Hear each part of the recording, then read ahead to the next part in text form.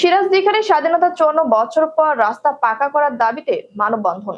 মুন্সিগঞ্জের সিরাজদিখান উপজেলার বালুচর ইউনিয়নের একটি প্রত্যন্ত ও অবহেলিত জনপদের নাম চান্দেরচর খাসকান্দি। স্বাধীনতার ৫৪ বছর পরেও এই জনপদের মানুষ রাষ্ট্রীয় সেবার মূলধারায় ঢুকতে পারেনি।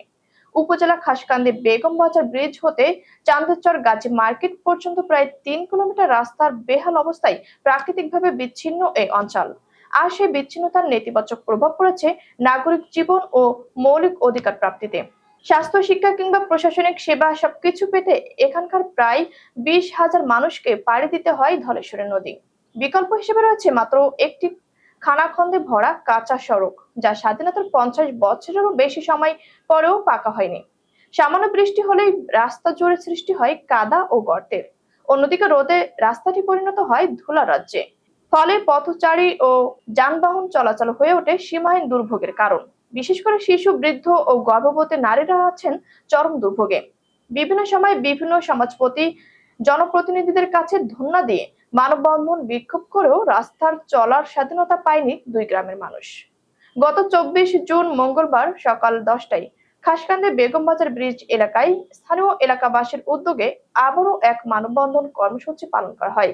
বালুচর ইউনিয়নের বিভিন্ন শ্রেণী পেশার মানুষ, খাসকান্দি উচ্চ বিদ্যালয়, সরকারি প্রাথমিক বিদ্যালয়, ২টি কিন্ডার গার্ডেন ও মাদ্রাসা শিক্ষার্থীরা এতে অংশ নেন।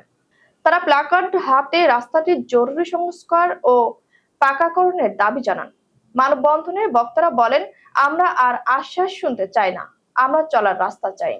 এই রাস্তাঘাট সবই ভাঙ্গা, জনগণ চলতেই পারে না।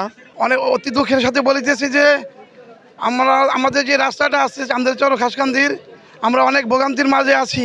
আমরা রাস্তা পাকা করার জন্য আমরা এখানে দাঁড়িয়েছি।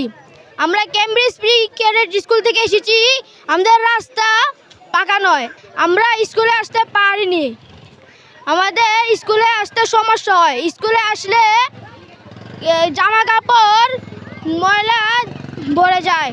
আমাদের এই রাস্তাঘাটে ৫৪ বছর পরও এখনো কোনো রাস্তাঘাট হয় নাই। বিগত ১৭-১৮ বছরে যে সরকার ছিল, স্বৈরাচার সরকার, এখন মনে করেন এই সরকার তো বিদায় হয়েছে, আমাদের রাস্তাঘাট কোনো সময়ই মনে করেন নজরে দেয় নাই। আমরা এই চর এলাকায় মোটামুটি ১০ থেকে ১২,০০০ লোক প্রতিদিন আপডাউনে চলাফেরা চলতেছে। তো এখন আমরা অনেক দুর্ভোগের মধ্যে আছি।